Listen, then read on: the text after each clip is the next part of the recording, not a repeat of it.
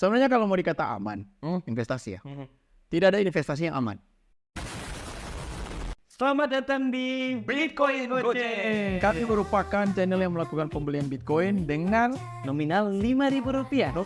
sangat kecil, sangat amat kecil ya. Tapi ini bukan berbicara tentang nominal ya Bung ya. Betul. Tetapi kita fokus membangun habit Ya. Yang dimana itu habit baik. Habit baik itu adalah jangan menunda-nunda untuk berinvestasi. Setidaknya ini mulai dengan uang yang kecil atau hal yang kecil. Karena kita percaya apa Bung? Kalau kita setia dalam hal kecil, pasti kita akan dipercayakan hal-hal yang besar. Ya, hal kecil ya. Hal kecil ini adalah hal yang paling gampang. Yap. Tetapi paling banyak di skip orang, paling banyak dianggap tidak berguna. Ya. Tidak penting. Apa itu? Saya butuh yang besar-besar ya. Harus trading. Gitu ya. Jadi seperti kalau misalnya gerakan-gerakan tangan kita tidak perlu yang lebar-lebar ya. Iya. Tapi yang kecil-kecil saja. Oke. Apa maksudnya itu? Hanya yang tahu-tahu saja ya. YTTA. Oke. Ya, seperti yang di komen YTTA. Nah, Ya, lanjut. Sekarang ini kita akan bahas tentang apa ya? Nah, ini nih Bung. Banyak sekali yang bertanya-tanya. Apalagi yang di kemarin kita. Oke. Kamu sapa. Oke. Investasi paling aman itu apa sih?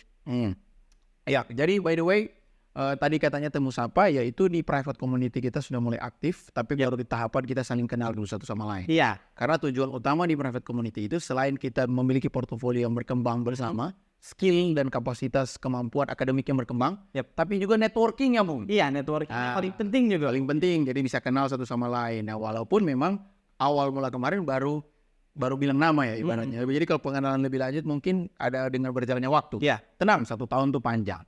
Ya nanti kalian aja yang di YouTube lihat aja bagaimana perkembangan kita dalam private community. Nah, Lanjut. apa tadi? Investasi paling aman ya apa sih? Investasi paling aman. Karena kemarin ada salah satu topik yang lumayan berat ya. Iya. Dibahas ada salah satu anggota private community yang bertanya, sebenarnya kalau begitu amannya gimana dong? Itu bahasa gampangnya ya, pertanyaan bahasa gampangnya adalah itu. Tapi sebelum saya jawab, saya akan meminum sesuatu yang fresh. Oke. Asik. 100% fresh milk. Sip. Greenfield. Supaya portofolio kita hijau. Iya. Sama seperti warna hijau. Iya, supaya portofolio kita hijau, maka kita harus meminum sesuatu yang hijau. Hijau. Ini aneh, susunya warna putih, tetapi brandingnya warna hijau. Greenfield. Oke, ya, sudah. Ini Oke. Jadi begini, sebenarnya kalau mau dikata aman, investasi ya, tidak ada investasi yang aman. Tidak ada. Kenapa tuh? Aman ini dari tolak ukur apa yang kita mau lihat. Oke, semuanya punya resiko. Bahkan kalau teman-teman semua, Bapak Ibu semua, teman-teman yang menonton video kami, semuanya apa ya kita panggil kalian ya, gocengers. Kalian itu kalau pernah kerja sama bisnis, kalian pernah bikin kontrak, entah kalian sebagai kontraktor, misalnya saya pernah handle untuk masalah kontraktor dan beberapa punya bisnis besar, apapun itu, pasti ada namanya kalau di SPK. SPK tahu? SPK apa tuh? SPK, Surat Perjanjian Kerjasama. Oh. Nah, di SPK itu biasa ditulis ada namanya force majeure. Tahu force majeure? Nggak tahu. Tahu Apa tuh? force majeure. Force majeure itu force itu kekuatan, major itu mayor. Serías junto a tu esposa, tus hijos, tu mamá. Gitu, force majeure. Force majeure itu. Force major itu punya penyanyi ya, Bruno Major. Aduh, Bruno Major, siap. Major memang Bruno Major memang ya. Wah, sedap sekali meme-nya sekarang tinggal ditingis ya. Iya. Tinggal di call. Oke, meme call. Nah, jadi begini, force major itu adalah perjanjian di mana apabila terjadi sesuatu yang kita tidak inginkan, yang di luar dari kendali kita. Contoh, misalnya terjadi badai, terjadi banjir, kebakaran, hal-hal yang berhubungan dengan yang tidak bisa kita kendalikan.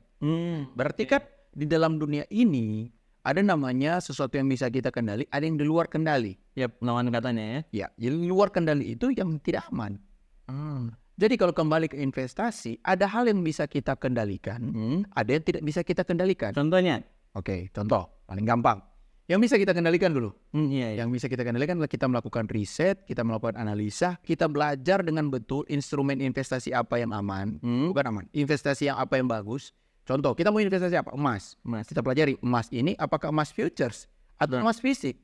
Kalau emas fisik itu emas batangan, nah belinya di mana? Apakah aman, benar-benar asli, 24 karat atau tidak? Jadi kita pelajari, itu sesuatu yang bisa kita kendalikan. Iya. Jadi sesuatu yang benar-benar dari kontrol kita, Raw. Kalau tidak bisa dikendalikan, contoh, Contohnya. kita sudah beli nih emasnya. Ini plastik misalnya. Iya, iya. Udah beli emas. Tiba-tiba ternyata emas yang kita beli itu adalah emas curian. Datanglah polisi. Kalian ini membeli emas dari emas curian gitu. Ambil emasnya.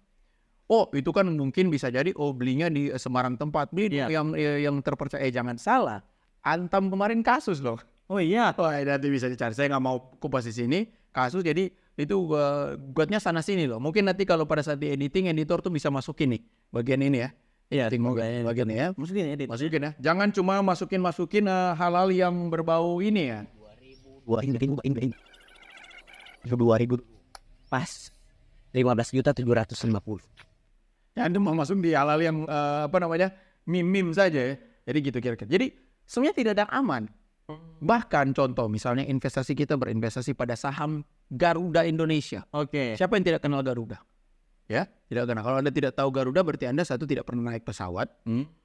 Yang kedua tidak pernah lihat pesawat gitu. Jadi, bagaimana lihat sahamnya sekarang? Jadi gorengan cuma Rp50. 50.000. Sudah setara dengan Goto. Wah. Iya kan? Bisa Jadi, ya. orang yang entry di Garuda harga berapa sekarang? Sisa berapa? Jadi artinya kalau mau dibilang aman, tidak ada yang 100% aman. Kalau yang bahkan yang paling aman adalah reksadana pendapatan tetap. RDPT.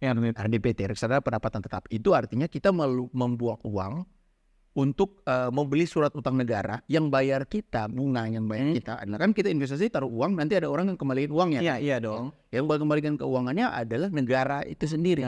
Indonesia. Jadi perlu diketahui bahwa contoh Indonesia nih. Iya. Utang kebanyakan Indonesia itu ke masyarakat Indonesia sendiri. Jadi jangan mau termakan narasi-narasi tambah utang luar negeri tambah. Iya, tambah lebih banyak. Tetapi paling banyak utangnya itu ke masyarakat Indonesia sendiri. Indonesia berkewajiban membayar hutang kepada beberapa masyarakat Indonesia yang seperti tadi contoh, yang mereka membeli reksadana misalnya dengan sekian. Saya Rafa membeli reksadana RDPT, reksadana pendapatan tetap, beli surat utang negara. Berarti negara itu berhutang kepada Rafa, wajib memberikan bunga setiap tahun berapa. Oke. Nah itu mau dibilang aman, ya boleh dikata paling aman kalau mau dibilang ya. Tapi tetap ada resiko. Nah resikonya apa tuh? Indonesia perang. Indonesia terkena invasi negara Wakanda misalnya, apalah ya. Melakukan saya tiba-tiba masuk notif jadi kaget ya. Indonesia kena ini, pokoknya malapetaka apa, akhirnya pemerintahnya digulingkan, kudeta, ya kan? Akhirnya selesai investasinya, ya. Tapi itu kan resikonya hampir-hampir tidak mungkin terjadi, ya kan? Iya.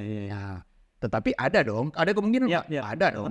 Tetapi apakah mungkin terjadi? Lebih kecil kemungkinannya, ya. Jadi artinya kembali ke tadi, investasi yang aman itu sebenarnya tidak ada yang 100% aman. Tetapi semua berdasarkan resikonya masing-masing. Oke. Nah, kalau investasi liar ke atas itu aman dong? Pertanyaan yang sangat menarik, Karena investasi itu berbicara bukan cuma kita taruh uang ya. Oke, nah begini. Saya mau katakan juga ada juga layer ke atas atau investasi beli kelas atau belajar kelas apa yang tidak aman, artinya bodong juga kan. Iya. Saya mau katakan yes, karena ada oknum yang melakukan itu. Wajar saja kalau ada orang yang komentar di kolom komentar kita atau kolom komentar manapun, bahkan sekolah-sekolah yang kredibel tentang akademi kripto atau apapun, pasti ada yang bilang ujung-ujungnya buka kelas, inilah begitu. Jadi komennya yang hates tentang pembelajaran itu sendiri. Wajar, karena begini, contoh kampus deh. Kampus apa yang luar biasa Indonesia? UI, UGM, apa lagi? Kalau misalnya di tempat kita di Manado, Unsrat. Iya, apalagi yang di Makassar ada Unhas. Itu ya, kalau di Unsrat ada jurusan IPA.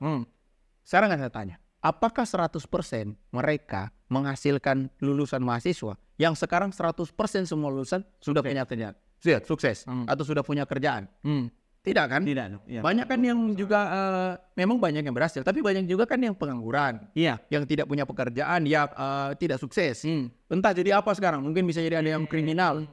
Sekarang begini, kalau mau dibalik, apa jaminannya saya berinvestasi linear ke atas di situ? Dan akhirnya ujung-ujungnya bisa hanya jadi seperti ini. Oke, berarti tergantung orangnya ya Bung ya? Ya jelas. Jadi sesuatu yang bisa kita kendalikan.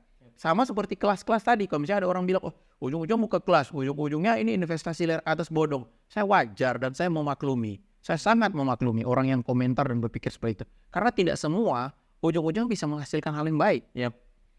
Untuk itulah saya dengan private community saya bertanggung jawab sangat moral itu untuk bagaimana anggota private community bisa paham. Karena ada uang yang mereka gelontorkan untuk masuk ke dalam private community. Begitu, bukan kita masuk free. Sementara di sisi lain kalau saya kasih free saya nggak bisa karena ada beberapa operasional yang membutuhkan uang tersebut untuk diolah seperti video ini, tempat ini, settingan ini. Orang yang komentar-komentar itu bagaimana mereka menjalankan operasional itu dengan gratis? Ya gitu, seperti itu ya. Oke, kesimpulannya apa nih, Bung? Kesimpulannya adalah tidak ada investasi yang 100% aman. Oke. Apalagi dunia kripto. Orang bilang kripto itu berbahaya, tergantung Anda melihat dari mana. Tergantung Anda melihat exchange-nya masuk apa. Makanya exchange-nya dipastikan terdaftar dan terregulasi oleh Bapepti. Contoh kalau kita pakai Bita. Yang minimal kalian punya aman dari segi regulasi pemerintah. Iya. Dari itu ya. Artinya pemerintah tuh bukan orang bodoh yang memberikan izin itu. Contoh kripto. Kripto ini scam. Aman tidak? Kalau pemerintah sudah memasukkan kripto itu dalam undang-undang untuk bisa diperdagangkan, ya kan undang-undangan di Kementerian Perdagangan kan, akhirnya masuk di Bapepti, Badan Perdagangan Berjangka, di bawah Kementerian Perdagangan. Masa pemerintah goblok begitu ya enggak? Hanya aman nggak ya? Aman ya? Masukin aja deh. Nggak mungkin. Mereka sudah mempelajari hal tersebut. Tetapi resikonya ada? Ada. Kira-kira seperti itu. Oke, simpel saja ya.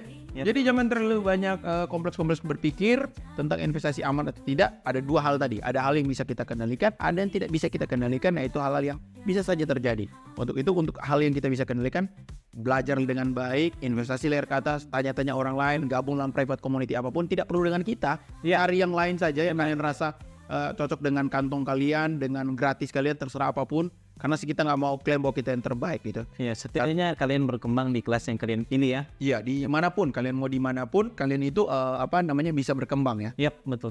Jangan kalian hanya gitu-gitu saja akhirnya jatuh. Sudah kali. Nah, gitu kira-kira seperti itu. Oke. Terima kasih, Bung. Sekian untuk kami. Apa sih di Trayet selalu ada begini-beginian. Sekian untuk konten kali ini. See you in the next video. Bye bye.